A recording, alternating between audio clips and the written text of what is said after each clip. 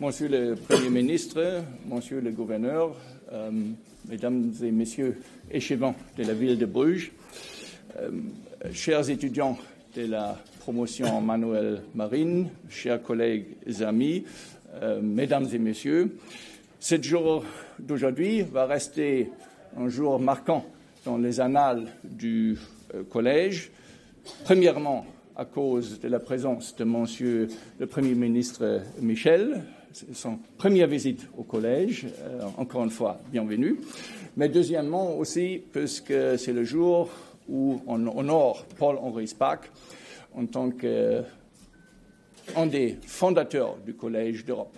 Paul-Henri Spaak était un homme avec une grande vision européenne qu'il a commencé à développer déjà avant la Deuxième Guerre mondiale.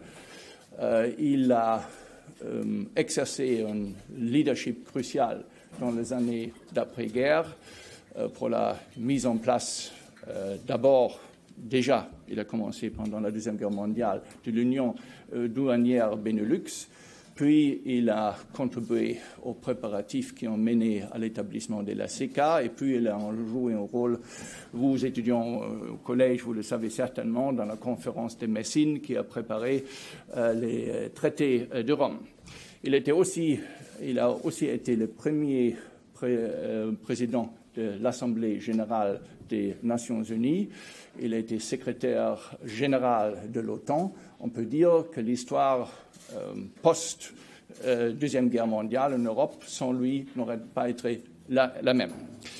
Et il a donné son nom aussi à la création de cette institution du Collège d'Europe, voyant déjà à la fin des années 40 que à cette nouvelle Europe qu'il avait l'espoir de pouvoir construire, il y avait aussi une place importante pour les institutions d'éducation supérieure. Je pense que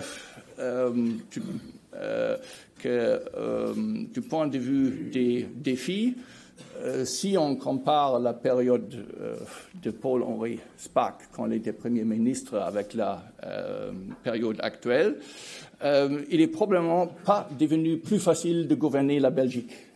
Après toutes les réformes de l'État belge, alors peut-être Paul-Henri Spaak, malgré les défis à l'époque, la question royale, etc., aura peut-être trouvé la période actuelle aussi plein de défis.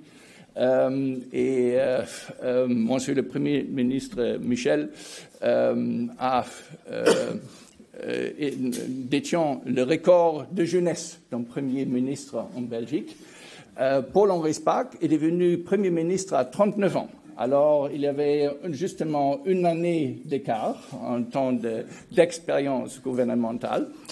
Mais Monsieur le Premier ministre Michel a déjà dévancé Paul-Henri Spaak en ce qui concerne la durée de son mandat de Premier ministre. Il a eu 5 gouvernements Spaak, mais ils n'ont pas atteint les 4 ans et 4 mois du gouvernement Michel. Alors voilà, là, une petite comparaison peut-être intéressante.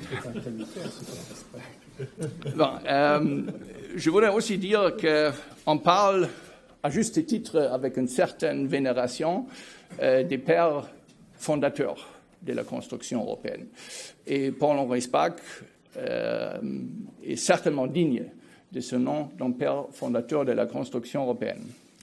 Mais la construction européenne est un défi de tous les jours. Et je pense parfois que ça demande autant d'efforts, de vision et de détermination pour l'Europe de tenir le cap dans des périodes difficiles qu'il a demandé de la vision et de la détermination de mettre en place cette construction européenne. La question du futur de l'Europe, the future of Europe, s'est posée à l'époque à Paul-Henri Spaak. Et les pères fondateurs ont trouvé leur propre solution. C'était difficile, ils ont dû combattre, mais on vit toujours de leur héritage. Mais c'est un héritage qui doit se développer constamment, qui doit faire face constamment à de nouveaux défis Et alors, la question du futur de l'Europe se pose aujourd'hui, pas moins qu'elle s'est posée après la Deuxième Guerre mondiale. Et pour cette raison, le choix du titre du discours de Monsieur le Premier ministre ne pourrait pas être plus à la hauteur, je pense, de l'agenda européen. Monsieur le Premier ministre, je vous passe la parole.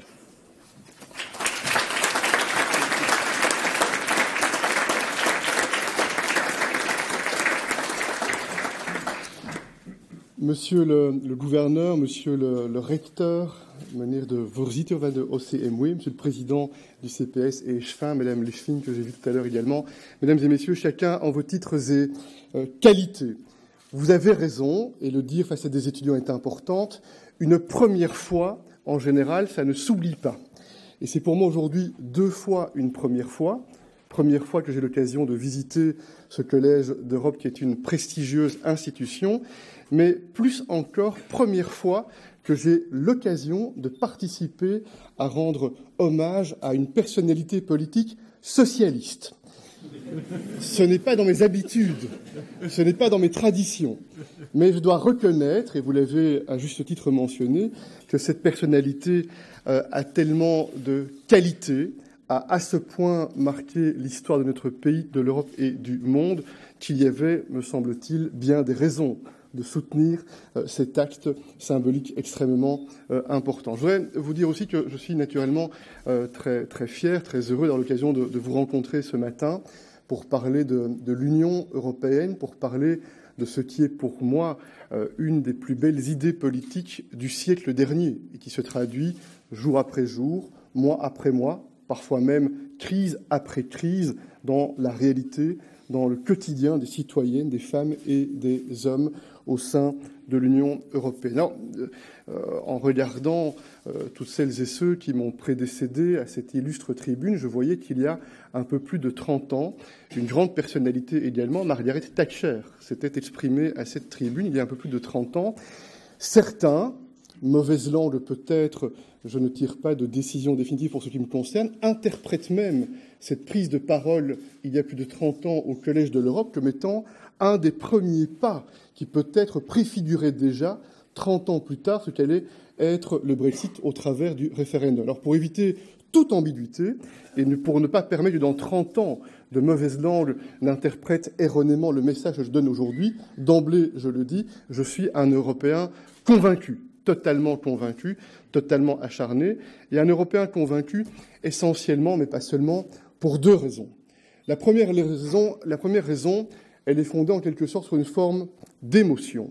Comme beaucoup de familles en Belgique, en Europe, le siècle passé, le siècle de nos grands-parents, arrière-grands-parents, a été marqué par 2 guerres mondiales totales. Et ces 2 guerres qui ont fait couler le sang sur ce sol européen, qui ont fait couler les tragédies et les drames, elles sont le fruit d'une addition d'égoïsme, d'une addition de repli, d'une addition de méfiance mutuelle, d'incompréhension qui ont donné lieu à ces conflits absolument tragiques avec des conséquences destructrices pour la liberté, pour l'émancipation, pour les rêves de femmes et d'hommes qui ont été brisés. Et puis, dans ce siècle nous a précédés, il y a eu, dans sa deuxième moitié, quelques leaders politiques courageux et éclairés qui ont fait un autre choix, le choix de la compréhension mutuelle, le choix du respect mutuel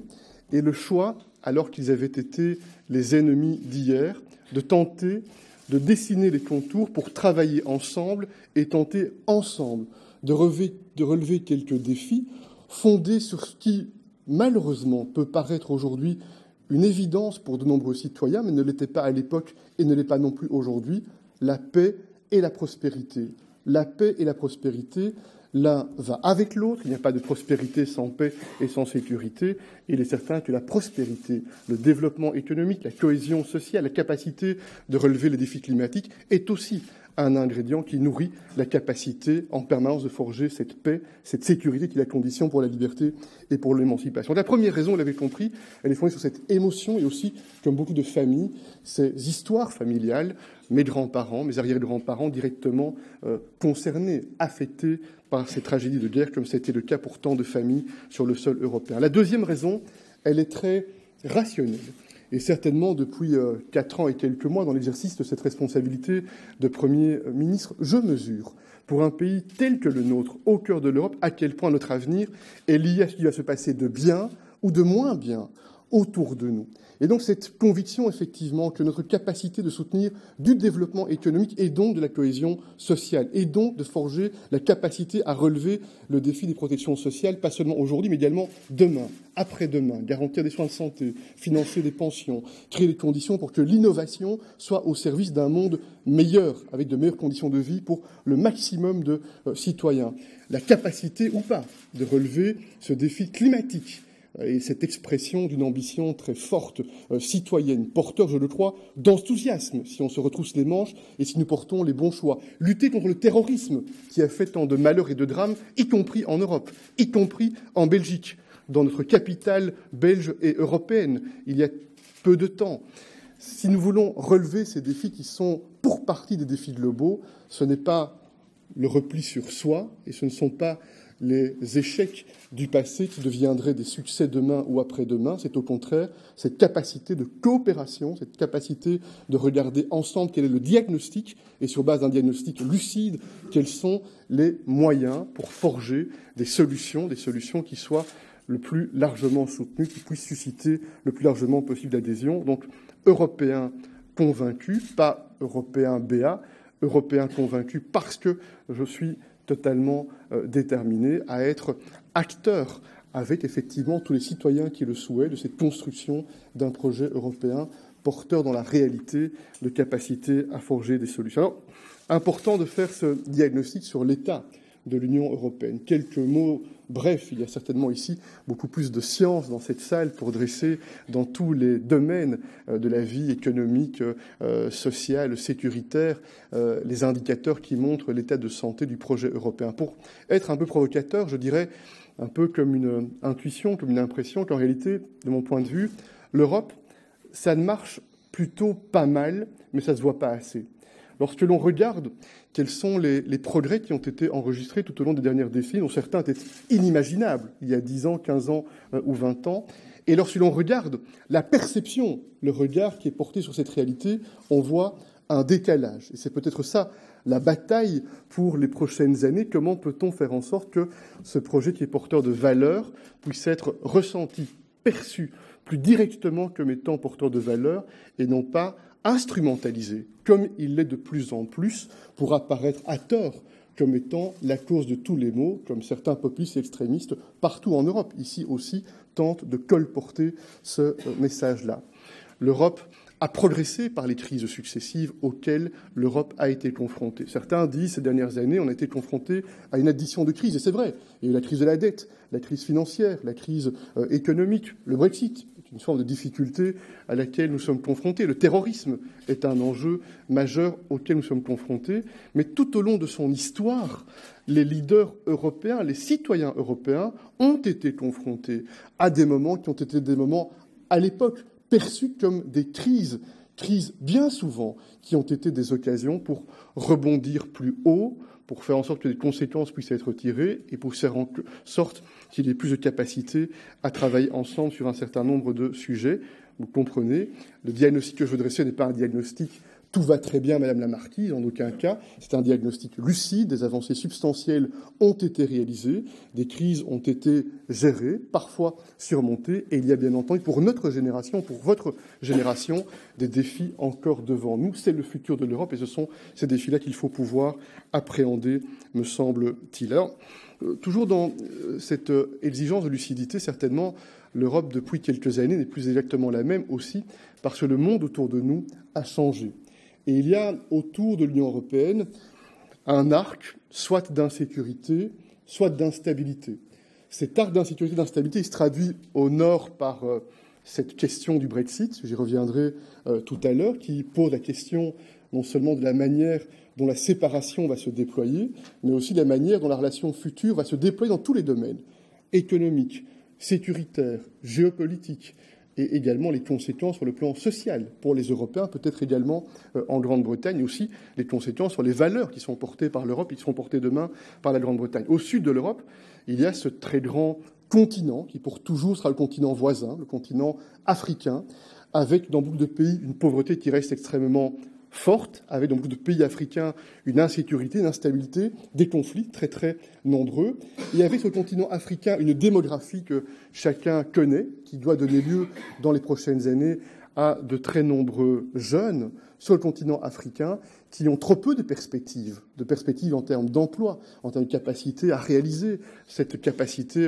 émancipatrice, cette soif de liberté intérieure qui vit comme une flamme intérieure pour chacune et chacun des êtres humains sur cette terre. À l'Est, il y a un autre voisin qui, par de l'imprévisibilité, parfois aussi par des actes unilatéraux et le non-respect d'intégrité territoriale, bouscule, suscite aussi des inquiétudes que nous devons aussi mesurer parce que l'Union européenne, qui est composée de pays différents, avec des histoires qui sont parfois aussi différentes, qui a fait naître des sentiments, des émotions particuliers, elle est composée d'un certain nombre de pays à l'Est qui ont cette grande sensibilité, cette grande préoccupation, cette grande inquiétude pour la manière dont la relation avec ce grand voisin russe va se déployer à l'avenir. Et puis du côté ouest, cette grande tradition transatlantique qui s'est matérialisée dans le cadre de l'OTAN, qui est ébranlée par une nouvelle administration dont certains se demandent si elle incarne une évolution structurelle des États-Unis dans la relation avec l'Europe ou s'il y a une dimension circonstancielle. Je ne crois pas, pour ce qui me concerne, que ce soit circonstanciel, mais on voit bien que ce soit sur l'alliance sécuritaire, sur la question du libre-échange et l'inquiétude liée à des tentations protectionnistes, qu'il y a des repères classiques ces dernières années qui ont été ébranlés autour de nous.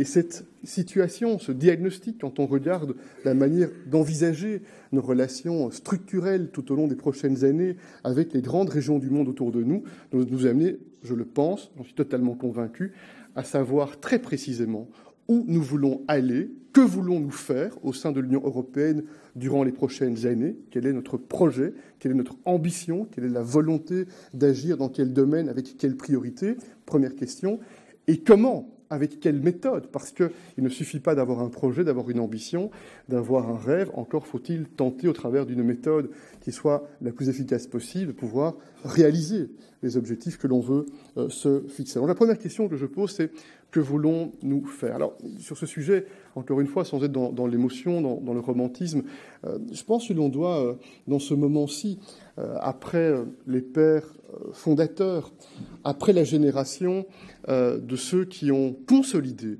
le projet européen, je pense à François Mitterrand, je pense à Helmut Kohl, je pense à Jacques Delors, nous sommes un peu plus de 60 ans plus tard, après le traité de Rome, et cette génération aujourd'hui, que j'appelle moi la génération des entrepreneurs, qui doit oser, qui doit innover, doit définir aussi quelles sont les nouvelles promesses que l'on exprime, que l'on conforte pour nos citoyens dans les prochaines années. Et je vois, pour ce qui me concerne, 3 promesses que nous devons réaffirmer et se donner les moyens de tenir nos engagements. La première promesse, c'est évidemment la promesse de la sécurité. Parce que la sécurité, c'est la condition de la liberté. La sécurité, c'est la condition pour la paix et c'est la condition pour la prospérité. Et donc on voit effectivement que cette liberté, cette capacité de garantir l'état de droit, la démocratie, les valeurs fondamentales, la liberté d'expression, la liberté de la presse, cette sécurité, elle est tout à fait fondamentale et nous voyons bien qu'elle est mise sous pression par un certain nombre de situations autour de nous. J'ai dessiné la carte d'un certain nombre de régions qui nous entourent et singulièrement celles dans le cadre desquelles des conflits parfois graves ont des impacts sur le plan européen. Alors, sur cette question de la sécurité, il y a quelques points que je veux avec vous affirmer.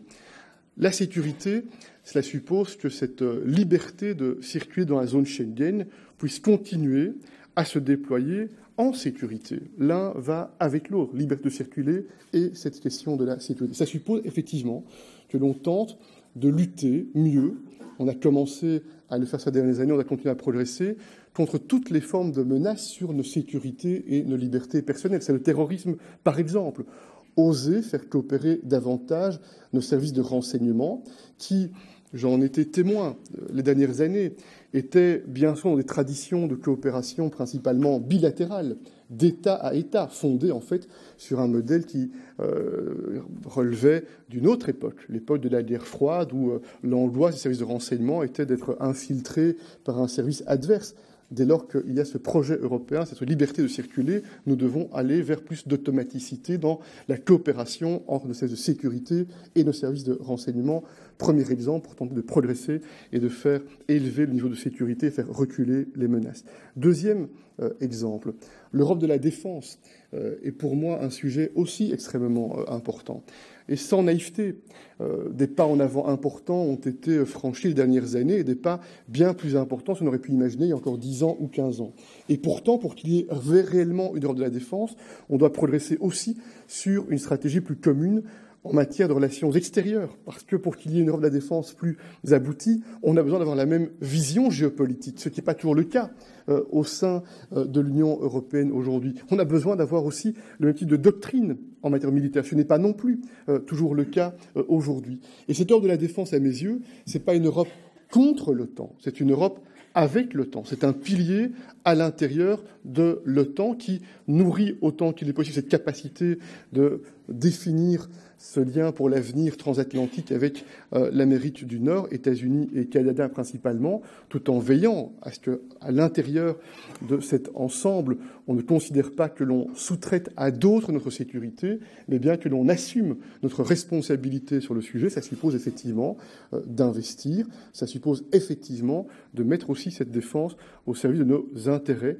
et de nos considérations géopolitiques et aussi des valeurs que nous portons dans nos positions géopolitiques qui ne sont pas exactement les mêmes que les valeurs portées par d'autres grandes régions du monde qui portent d'autres types de priorités ou d'autres types d'ambitions.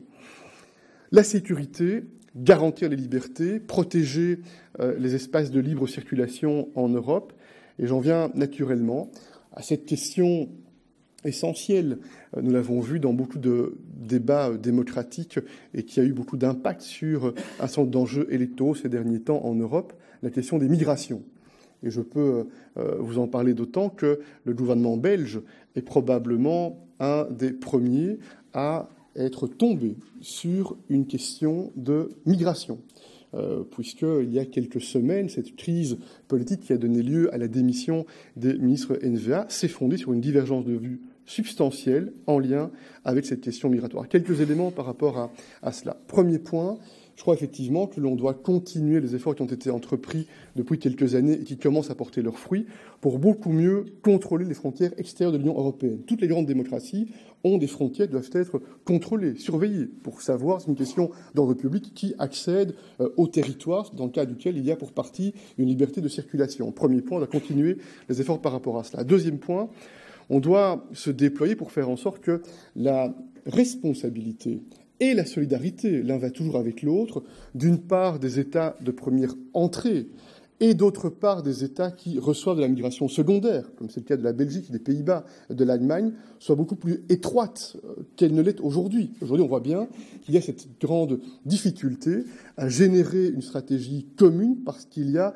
un déficit à la fois de responsabilité et de solidarité et cette nécessité de nourrir un dialogue mutuel pour prendre des décisions dans le cadre, par exemple, cette capacité à organiser la relocalisation, à faire en sorte qu'il y ait plus de soutien pour les États de première entrée dans leur gestion en première entrée d'un certain nombre de flux migratoires. Et enfin, sur cette question de migration, je pense qu'il y a un point que l'on oublie souvent de mettre en évidence. C'est que, bien sûr, c'est évident à mes yeux, on doit tenter de faire reculer autant qu'il est possible les mouvements migratoires irréguliers, illégaux. Mais dans le même temps, je pense que l'honnêteté exige d'indiquer que l'on doit aussi ouvrir des canaux légaux de migration, ce qui est peu mis en évidence dans le débat. Pour des étudiants, dans un cadre économique, pour une durée parfois déterminée, avec une capacité, après avoir étudié, de pouvoir retourner dans son pays d'origine et faire bénéficier des savoirs qui ont été acquis. Nous devons aussi, je pense, dans ce partenariat avec l'Afrique, ouvrir ce dialogue-là, pas seulement un dialogue sur, c'est important bien sûr, les retours, les réadmissions, le contrôle des frontières, mais également ouvrir la voie à la capacité de manière cadrée, régulière, ordonnée de canaux légaux de migration.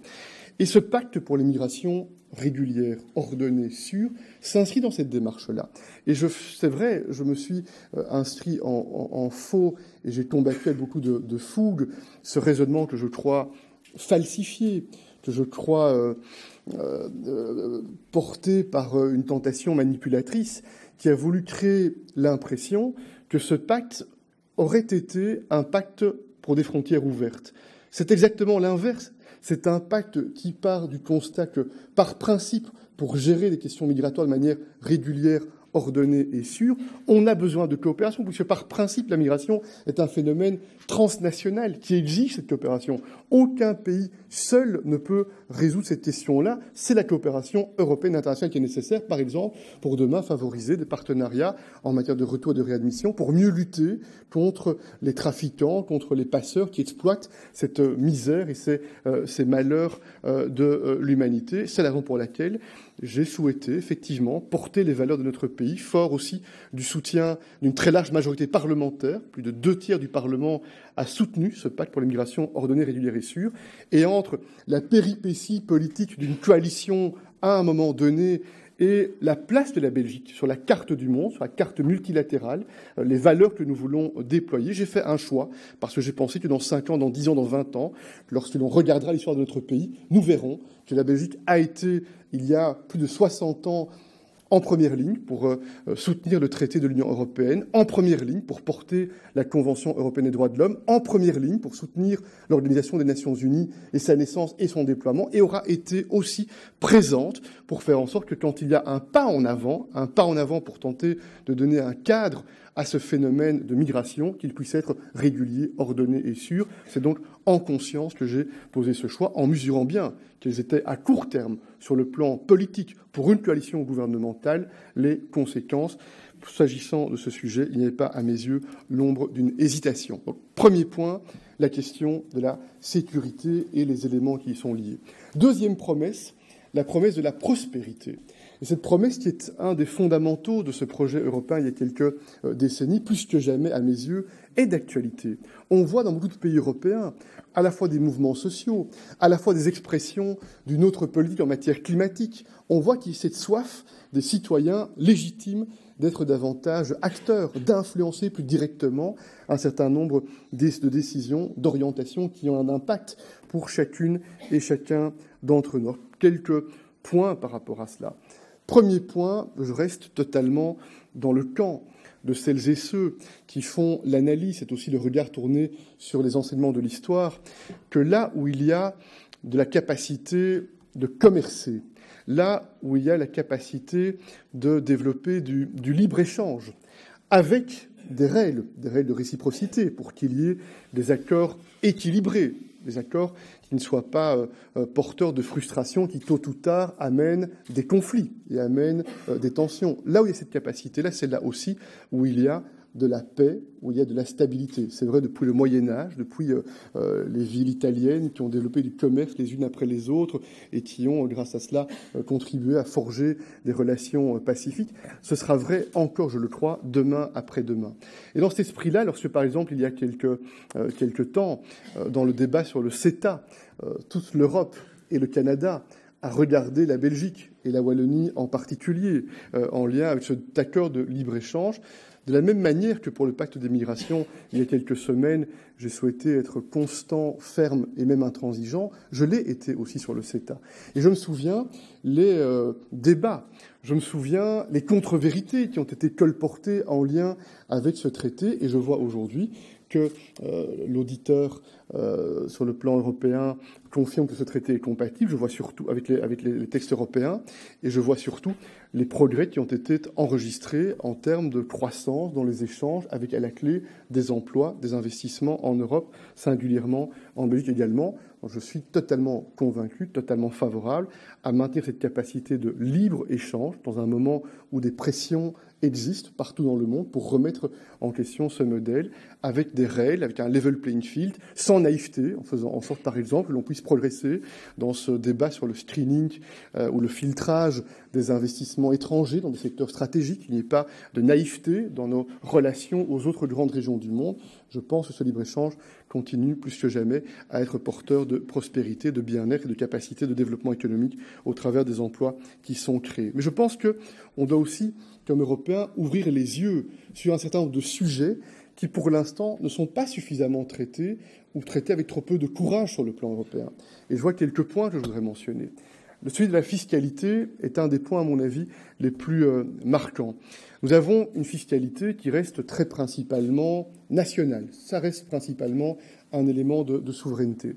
Et en matière de fiscalité, on voit que dans la plupart des pays européens, c'est le cas en Belgique aussi aujourd'hui, la pression fiscale est principalement sur le travail, les gens qui travaillent ou les gens qui créent de l'emploi. Or, il n'y a que 3 capacités pour développer de la fiscalité. Il n'y a que 3 sources possibles. Si ça n'est pas le travail, les 2 autres, ce sont la consommation et le capital. Et on sait que ces autres sources possibles de fiscalité, surtout le capital, donnent lieu à des capacités de flexibilité, d'échapper, de s'évader en fonction d'un certain nombre de règles. On sait aussi qu'il y a quelques décennies, à juste titre, des gouvernements qui voulaient lutter contre les formules qui aboutissaient à de la double imposition, qui n'étaient pas positives pour le développement économique, pour l'emploi, ont développé des traités pour éviter la double imposition. Et on voit aussi que ces additions d'accords internationaux ont créé des espaces, ont créé des vides dans le cadre desquels il est possible, non pas de faire de la fraude fiscale, je ne parle même pas de cela, mais d'échapper à l'impôt ou de réduire considérablement son niveau d'impôt. Et c'est ça le débat, notamment, à mes yeux, en lien avec les GAFA, avec ces grandes sociétés Internet, la plupart n'étant pas européennes, étant américaines ou asiatiques, qui produisent de la valeur sur ce marché européen et qui payent peu d'impôts, en payent un peu, mais trop peu d'impôts, avec par conséquence, cette exigence ou cette conséquence plutôt de reporter des charges fiscales sur des personnes qui travaillent, des classes moyennes, sur des petites entreprises. Il y a là un paramètre structurellement déséquilibré sur le plan européen et, j'ose le terme, s'agissant de l'incapacité jusqu'à aujourd'hui à progresser réellement dans la fiscalité des GAFA, une forme de suicide fiscal, une forme de masochisme fiscal qui crée effectivement de la pression et pas seulement un sentiment d'injustice, de l'injustice réelle sur des citoyens, des acteurs quotidiens de la vie économique. C'est dans ce sens-là aussi que je forme le vœu que l'on pourra progresser sur ces sujets. Dans le même esprit, je pense, on devra progresser aussi sur l'harmonisation de l'assiette fiscale pour l'impôt des sociétés. Je ne parle pas encore de l'harmonisation de l'impôt des sociétés, mais au minimum, encouragé par les efforts de l'OCDE, de progresser aussi sur ce sujet-là me paraît également important. Approfondissement de l'union économique et monétaire également, très bref par rapport à cela. Il y a ceux qui depuis longtemps disent on ne peut pas approfondir l'union économique et monétaire parce que d'abord il faut réduire les risques. Il y a ceux qui disent avant de réduire les risques il faut être un peu plus solidaire. Et nous sommes dans une logique de bon sens. Il faut faire les deux. Il faut à la fois réduire les risques, faire des réformes structurelles pour stimuler davantage la capacité de développement économique et dans le même temps, dans le même mouvement, tenter de renforcer la solidarité au sein de l'union économique et monétaire pour tenter de faire en sorte que cette union soit plus robuste, plus forte, plus attractive pour de l'emploi, pour les investissements et ait un impact vertueux pour l'ensemble du marché intérieur. C'est un élément qui me semble aussi extrêmement important. Enfin, dans le cas de cette exigence de prospérité, il y a naturellement un sujet qui doit être de plus en plus central.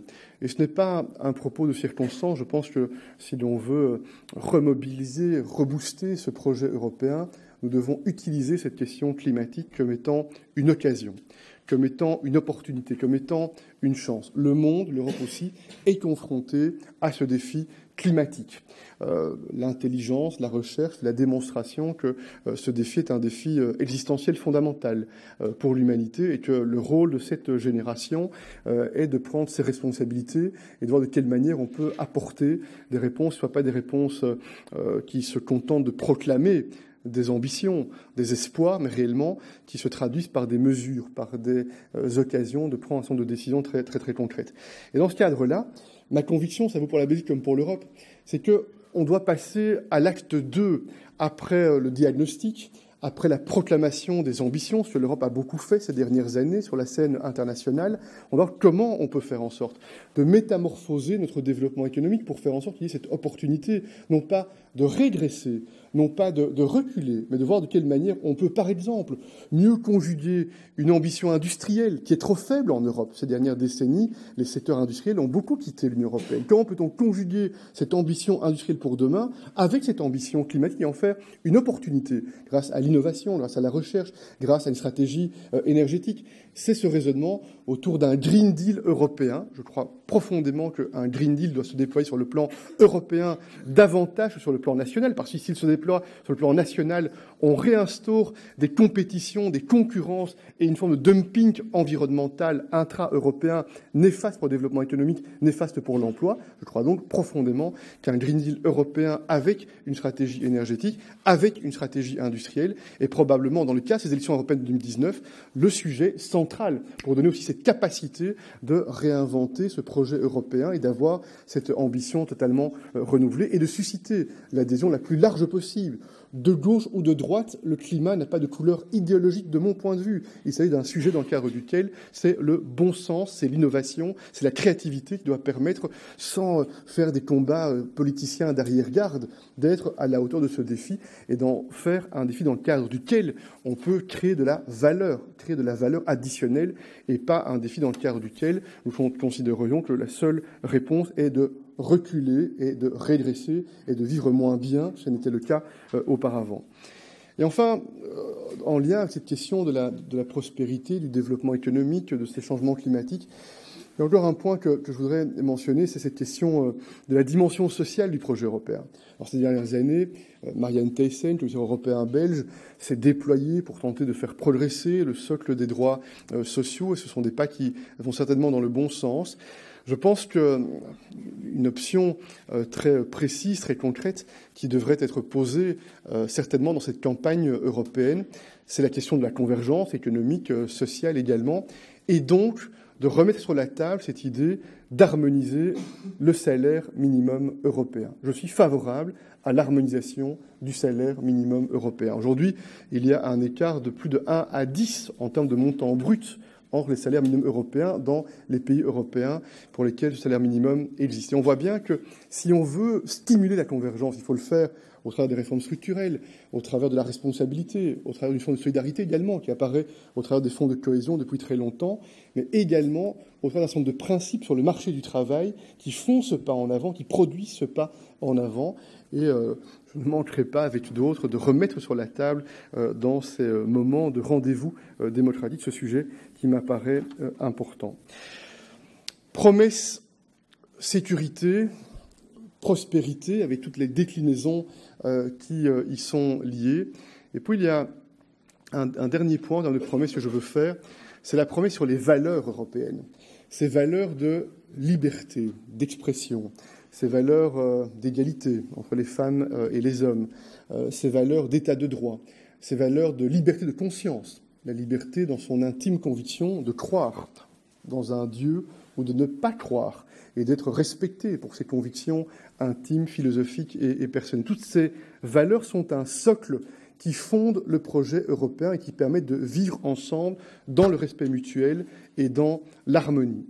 Et on voit que la montée en puissance de populisme, d'extrémisme, parfois de tentations autoritaristes, y compris sur le sol européen, met sous pression ces valeurs qui forgent le projet européen.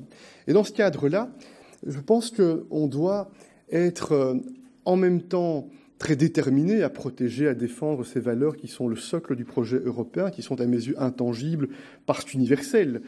Mais on doit, dans le même temps, éviter de tomber dans la maladresse qui consisterait à être dans une attitude du donneur de leçons.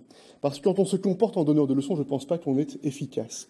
Et c'est la raison pour laquelle la Belgique, depuis quelque temps déjà, en matière d'état de droits de l'homme, plaide depuis longtemps pour qu'on puisse développer sur le plan européen une logique de peer review, cette idée d'évaluation par les pairs dans l'ensemble des pays membres, des progrès qui sont réalisés, des encouragements à faire, pour faire en sorte qu'on puisse réellement traduire le plus possible dans la réalité ces valeurs cardinales de liberté, d'émancipation, de respect pour ces valeurs fondamentales. Il y a, vous savez, des procédures enclenchées contre des États membres en lien avec ces questions d'état de droit très, très centrales.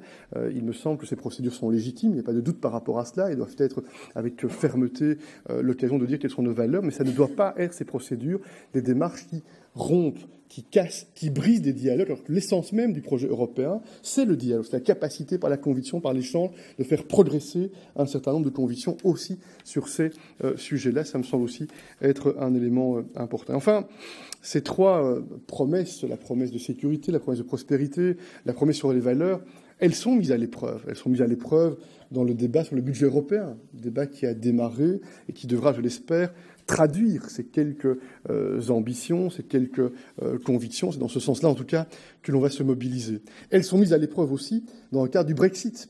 Pour la première fois, depuis la naissance de l'Union européenne, un peuple au suffrage universel, c'est la démocratie, fait le choix de quitter l'Union européenne et donc considère qu'il n'y a pas cette valeur ajoutée dans l'appartenance au club de l'Union européenne, puisque le choix majoritaire est de quitter l'Union européenne. Alors vous le savez, c'est un choix que nous devons respecter. C'est le choix souverain d'un peuple, le peuple britannique, mais si c'est un choix que nous regrettons. À mes yeux, il y a une forme de masochisme dans ce choix. Je ne crois pas que la Grande-Bretagne soit plus solide et plus robuste aujourd'hui qu'elle ne l'était avant le référendum. Mais ce choix est posé. Et dans quelques semaines intervient une date, un moment important. Moi, je veux vraiment être très précis, et nous avons été constants sur le sujet. D'une part, l'unité des 27 a pu être garantie tout au long de cette négociation sur l'accord de retrait et de la préparation de la déclaration politique pour l'avenir grâce au travail brillant et de grande qualité de Michel Barnier, qui a garanti la transparence, les échanges d'informations dans cette négociation. Mais la clarté impose de dire qu'entre un no deal et un bad deal, je préfère encore un no deal, qui aura le mérite de la clarté et d'assumer la responsabilité. Je pense que le danger d'un bad deal, c'est un danger très grave, existentiel pour l'avenir de l'Union européenne. Pourquoi ? Parce que le backstop n'est pas une question théorique virtuelle, ce n'est pas un détail dans un accord. La différence, c'est que ce backstop, il représente deux enjeux. D'une part, la paix en Irlande, et la garantie d'un accord extrêmement essentiel comme d'autres. Je me suis rendu à l'endroit de cette ancienne frontière en Irlande et on voit toute la sensibilité et l'émotion en lien avec ce backstop et ce risque de frontière physique. Mais c'est aussi l'intégrité du marché intérieur, c'est aussi notre capacité de développement économique, d'emploi, d'investissement demain, après-demain, qui est en jeu sur le sujet. Et donc s'il s'agit simplement d'aller dans le sens d'un mauvais accord, comme certains peut-être le préconisent parce que certains pensent qu'un mauvais accord vaut mieux qu'un accord, eh bien ici je ne le pense pas. Ici je pense que nous devons être fermes, clairs, nets. Il y a toujours une grande capacité de flexibilité pour tenter de prendre en considération les prétentions légitimes des Britanniques, mais s'agissant de ce qui est existentiel, la paix et la prospérité, nous devons, je pense, être fermes sur nos positions. Nous verrons quels seront les développements dans les jours et dans les semaines qui viennent sur ce sujet extrêmement important également. Enfin, vous le voyez, le menu pour l'avenir de l'Europe est un menu qui est lourd, qui est important, qui est essentiel, qui est enthousiasmant aussi à mes yeux. Et la dernière question, c'est celle de la méthode. Comment veut-on faire en sorte que l'on puisse prendre des décisions, donner des orientations à l'avenir de l'Europe ? Alors, sur cette question de méthode, je dirais qu'il y a quelques points qui me paraissent importants. Le premier point, c'est au maximum de faire en sorte que les clivages le clivage entre le Nord et le Sud, qui se traduit sur un certain nombre d'analyses de ce qui est utile pour la convergence économique. Les clivages entre l'Est et l'Ouest, qui apparaissent dans des débats parfois sur l'état de droit, le rapport au pouvoir, ou dans des questions comme les migrations. Les clivages idéologiques aussi, qui vivent en Europe. Que ces clivages-là, au maximum, nous puissions les dépasser. Et moi, je crois que la Belgique, qui a souvent joué un rôle de bâtisseur de ponts, doit plus que jamais, demain après demain, continuer à jouer ce rôle de bâtisseur de ponts, essayer de faire en sorte qu'il y ait ce ciment qui puisse rassembler au maximum, chaque fois que c'est possible, les 27.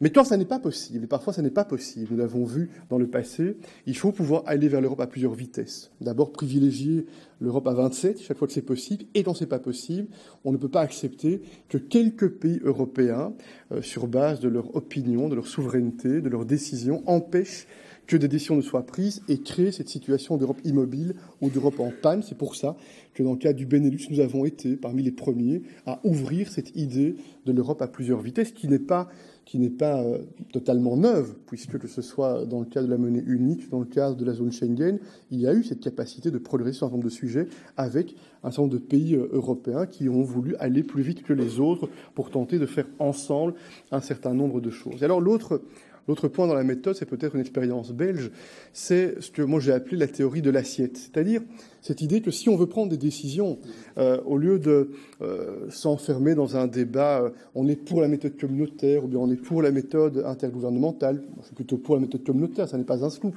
Je pense que l'on doit pouvoir mettre sur la table des sujets qui, en apparence, ne sont pas tous liés les uns aux autres, mais qui permettent à un groupe significatif de pays de considérer que le siège sur l'assiette est si intéressant que l'on doit pouvoir prendre la décision, même si absolument tout ne nous plaît pas sur l'assiette. Cette idée du compromis actif, du compromis intelligent qui permet de décider, de sortir d'une impression d'Europe en panne ou d'Europe immobilisée.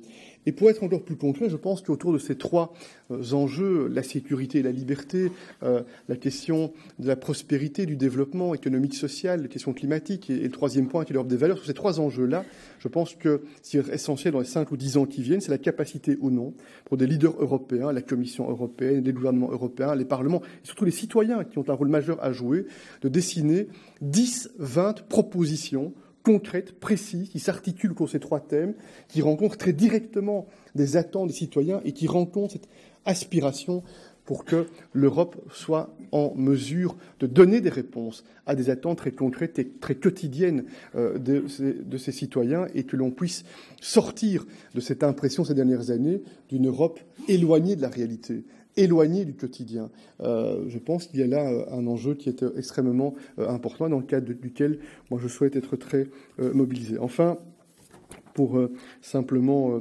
conclure, 3 promesses à mes yeux, une méthode. L'Europe, je le disais, est à mes yeux l'un des plus beaux projets portés par l'humanité, un projet de respect, un projet de paix, un projet de prospérité. C'est par nature une œuvre imparfaite, c'est par nature une œuvre sans cesse inachevée, c'est par nature une œuvre perfectible. Il ne tient qu'à nous, et je crois qu'il y a en Europe suffisamment de talent, d'intelligence, de ressources, de bonne volonté pour faire en sorte que ce projet, pour les 10 ans, 20 ans, 30 ans qui viennent, soit encore un projet porteur de succès, porteur d'espérance, porteur de résultats aussi dans le quotidien des citoyens. C'est Winston Churchill qui disait « Il n'y a qu'une réponse à la défaite et c'est la victoire. La victoire, c'est ce que je souhaite tous les jours pour le projet européen. »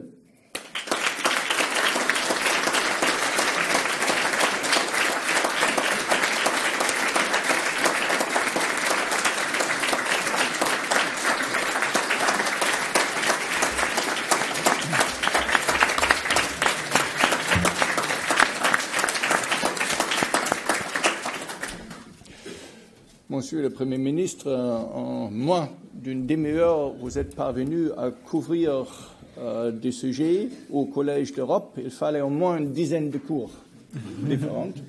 Et sur chaque sujet, vous avez su vraiment approfondir la question et apporter une dimension concrète.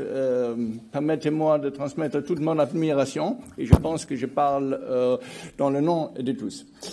Je vous remercie particulièrement pour nous rappeler que l'Europe consiste de certaines promesses faites aux citoyens et que ces promesses doivent être tenues. Les promesses ont évolué à travers le temps. Ce ne sont pas nécessairement exactement les mêmes qu'il y a au moment de Paul-Henri Spaak. Mais les promesses faites aux citoyens, ça c'est une question pour la continuation et la survie de la construction européenne.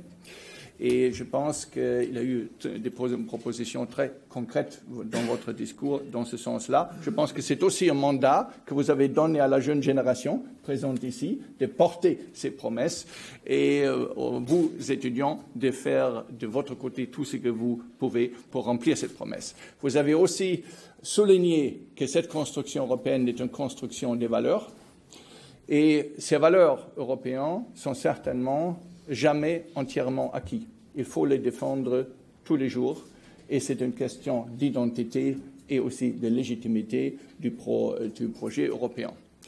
Finalement, je voudrais aussi mentionner un élément de votre discours. Vous avez parlé d'ouvrir certains canaux pour l'immigration et vous avez fait référence spécifiquement au cas des étudiants.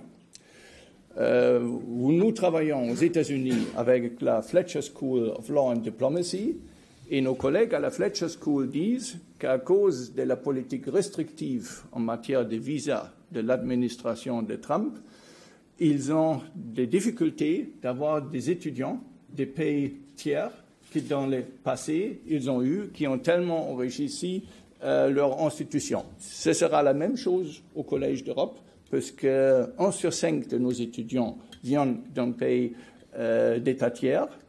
Et si on commencera à se rétrécir, se cacher derrière des murs, ça aura un impact, je pense que vous, étudiants, vous serez certainement d'accord, très, très négatif sur l'atmosphère au collège, sur la richesse de cette année au collège, tout simplement pour soutenir par un petit exemple ce que vous avez dit. Naturellement, c'est un sujet très, très difficile. Il faut aussi pas être naïf en matière de politique d'immigration.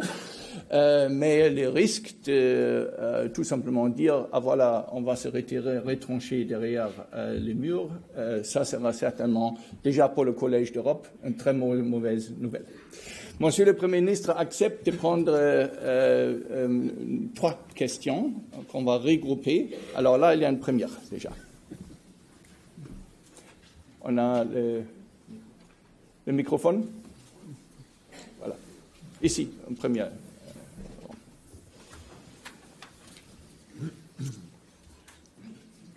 Si on pourrait m'indiquer déjà pour la prochaine question. Merci.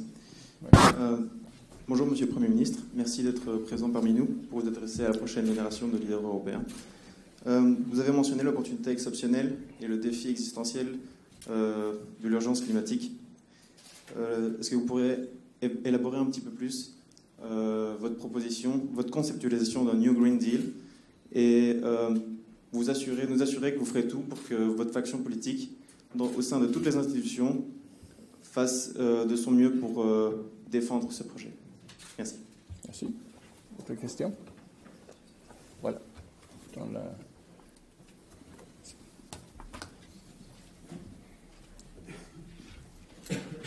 Bonjour Monsieur le Premier ministre, merci d'être avec nous ce matin. Une question concernant l'Europe de la défense.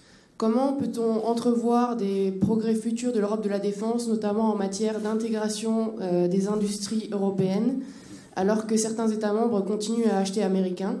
Et donc je fais notamment référence à la décision belge de se doter d'une flotte de F-35. Je n'avais pas compris l'allusion. Alors qu'il existait des alternatives européennes de qualité. Merci. Il y a une question tout au fond.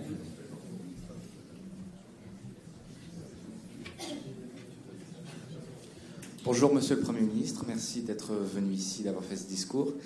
J'avais une question par rapport à la place de l'Europe et ses relations avec l'Afrique. Vous avez parlé de stabilité, de sécurité, et je vois dans le continent africain, un continent qui a une démographie qui est bien plus dynamique que celle européenne, et donc il va y avoir des défis environnementaux et au niveau par exemple de tout ce qui est agriculture.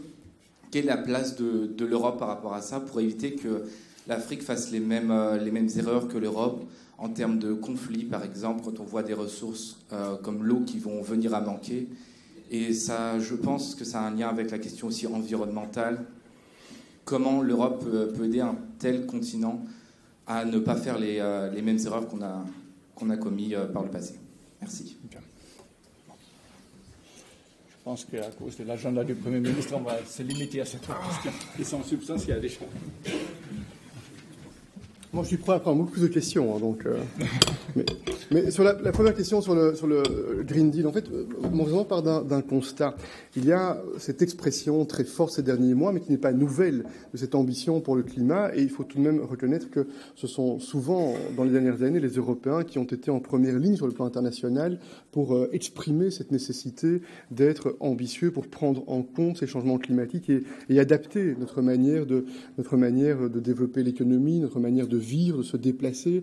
Je pense simplement, et je vois ça en Belgique aussi, au travers des contacts que j'ai pu avoir, des représentants de cette coalition climat et de ces jeunes générations très, très mobilisées, c'est que, à côté de la proclamation d'une ambition, on doit passer à l'étape suivante, quoi. Et l'étape suivante, c'est regarder de manière très concrète quelles sont les décisions qui peuvent être prises, comment on les finance et quel est l'impact de ces décisions en faveur du climat, mais aussi l'impact de ces décisions en termes sociaux pour les personnes qui travaillent, en termes de capacité d'investissement. Et si nous faisons en Belgique tout seul une politique avec la déclinaison de mesures spectaculaires pour le climat, exceptionnelles pour le climat, mais qui conduisent très vite à de l'appauvrissement généralisé en Belgique, on n'aura pas progressé parce que je ne crois pas qu'il y aura un succès d'un politique climatique sur un désert économique. Je pense que pour réussir cette ambition-là, on doit le faire dans un cadre qui stimule l'innovation, le développement et la création d'emplois. Je donne quelques exemples par rapport à cela. Je rencontre la coalition climat il y a quelques semaines après une manifestation, un débat de 2 heures extrêmement intéressant. Et on me dit il faut être encore plus ambitieux que ce qui a été exprimé jusqu'à maintenant sur le plan européen et qui est déjà le plus ambitieux par comparaison avec les autres régions du monde. Je dis très bien. Montrez-moi quelles sont les propositions et les mesures que vous préconisez pour faire en sorte qu'à court et moyen terme, on ait des résultats. Exemple, on me dit il y a trop de chaudières au mazout et au gaz en Belgique. C'est vrai, il y a, selon les statistiques, 30 à 40% de la population concernée par ce type de chauffage. Mais comment fait-on en quelques années, sans qu'il y ait un impact social direct pour les familles concernées, le switch vers un autre modèle? Comment réussit-on cela? On doit regarder, si on veut être opérationnel efficace, quel est le financement. Alors on dit, on va créer une banque européenne. Mais une banque européenne, on peut la créer. C'est pas ça qui fait tomber l'argent public du ciel. C'est pas si on crée une banque, on a retrouvé un mécanisme de financement. Donc, je prends très au sérieux cet appel pour le climat. Et d'ailleurs, chaque fois, la Belgique, ou la plupart du temps, la Belgique a été présente dans ces grands rendez-vous pour faire en sorte que l'on soit très mobilisé sur le sujet. Je suis totalement convaincu. Le seul exemple récent, c'est sur l'efficacité énergétique, où c'est pas le gouvernement fédéral qui a freiné, ce sont les gouvernements régionaux. Dans le découpage institutionnel, ce sont les régions qui sont compétentes sur le sujet. S'agissant du gouvernement fédéral, on a chaque fois essayé d'être très actif sur le sujet. Quand on met en place des éoliennes offshore, pas très loin d'ici, on fait une œuvre utile. Les éoliennes offshore, c'est plus d'1 million de ménages en Belgique qui ont un raccordement qui est lié à cette électricité. C'est d'ailleurs pas seulement en France, c'est partout dans le pays qu'il y a un impact pour les éoliennes offshore. On a fait baisser les prix de subvention de cette énergie alternative et on a maintenant une technologie et un savoir-faire belge qui est exporté partout dans le monde. De plus en plus, on crée de la valeur sur le sujet. Donc ce Green Deal européen, à mes yeux, c'est faire en sorte d'éviter à court ou à moyen terme de recréer de la concurrence intra-européenne, une forme de dumping climatique intra-européen et une concurrence entre pays européens qui serait néfaste, c'est faire les choses le plus possible ensemble, en coopération, pour faire en sorte qu'ensemble, on puisse développer des stratégies, notamment industrielles, qui soient plus compatibles que ça ne l'est aujourd'hui, avec cette ambition climatique. Autre exemple, certains disent on devrait faire en sorte que le train coûte moins cher que l'avion. C'est du bon sens, d'accord avec le sujet. Donc on nous dit il faut taxer le kérosène. Moi, je veux bien taxer le kérosène en Belgique, on peut le faire demain. Mais qu'est-ce qui va se passer? Bruxelles, un aéroport, c'est une infrastructure vitale pour l'économie d'un pays, pour les emplois, pour les investissements. Nous taxons seuls en Belgique le kérosène. Dans la seconde qui suit, il y a un impact économique avec des glissements d'activité. vers les Pays-Bas, vers l'Allemagne, vers d'autres pays voisins qui sont à côté de chez nous. Nous sommes un confetti sur la carte du monde. On doit être lucide par rapport à cela. Donc moi, je veux être un partenaire pour le climat, mais un partenaire sérieux pour le climat. Je veux être sérieux pour le climat. Je pense qu'on ne peut pas se contenter de proclamer des ambitions, de proclamer des accusations, selon lesquelles on ne ferait pas assez, pas suffisamment vite, pas suffisamment fort, sans dire concrètement, précisément, qu'est-ce que l'on fait, quel est le plan d'action, quelles sont les mesures, en combien de temps on les met en œuvre. Et ça, c'était le Green Deal européen, avec une très très forte ambition, mais faire le mouvement ensemble, au maximum faire ce mouvement ensemble. Et je dis Europe à plusieurs vitesses, parce que si quelques-uns veulent malgré tout bloquer, ça ne va pas nous empêcher d'avancer. Mais on doit le faire au maximum ensemble, avec un socle large. Ça, c'est effectivement la conviction que j'ai quand je vois ce qui a été réalisé et qui est considéré comme insatisfaisant par certains parlements fédéraux en 4 ans pour tenter de progresser sur le climat, quand je vois les mesures possibles et quand je vois les contraintes de ces mesures possibles, si on les décide seuls, en Belgique, sans prendre en compte l'environnement européen dans lequel nous nous situons. Donc voilà comment j'envisage les choses sur cette question du Green Deal. Et moi, j'espère vraiment que on n'est pas dans un propos de proclamation d'intention, mais que vraiment on puisse considérer qu'il y a là un levier pour aussi réconcilier davantage le peuple européen avec les responsables européens. Je pense que ce sujet-là peut être un des sujets tout à fait fédérateurs, tout à fait moteurs, qui dépassent les clivages nord-sud, est-ouest. On est tous concernés par ce sujet, les clivages idéologiques, je le pense aussi, pour faire en sorte que l'on puisse être en mesure d'être à la hauteur de ce défi et à la hauteur de cet enjeu.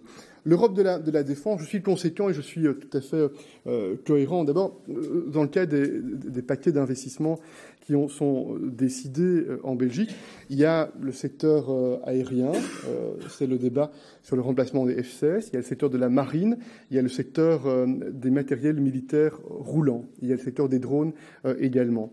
Et nous avons en Belgique était parmi les premiers pays européens à faire de l'Europe de la défense avant l'heure dans les faits, c'est-à-dire en faisant des partenariats, par exemple, avec nos pays voisins, les Pays-Bas notamment et la France, pour développer des projets ensemble et pour faire en sorte que l'on puisse être le plus possible interopérable parce qu'on développe des projets ensemble. C'est le cas dans le domaine de la marine avec les Pays-Bas, c'est le cas dans le domaine du matériel militaire roulant avec les Français depuis un certain temps et des partenaires stratégiques.